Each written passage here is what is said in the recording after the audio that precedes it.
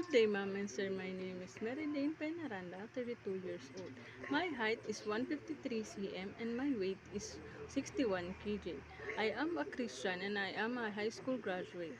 I have 5 siblings, one brother and 4 sisters, and I am the eldest in the family.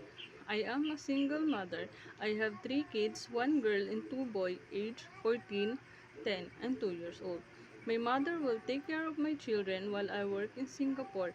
If anything happens, my siblings are there to help also. My both parents are healthy.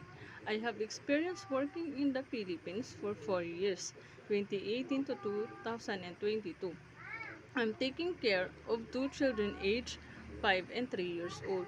My main job is to take care of the children, and I do also house chores like cleaning, cooking, washing the clothes, marketing, and tutor the kids. I am very good in taking care of newborn baby and young kids.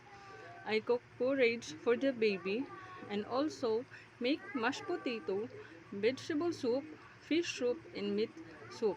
I can cook Filipino food, but I am also willing to learn Chinese food. I'm okay with one off day in a month, and I use my phone after my work to check my children and my family. Please, mom and sir, hire me as your maid or nanny. I promise to work hard for your family. I can work longer and extend my contract also. I'm looking forward to work in your family.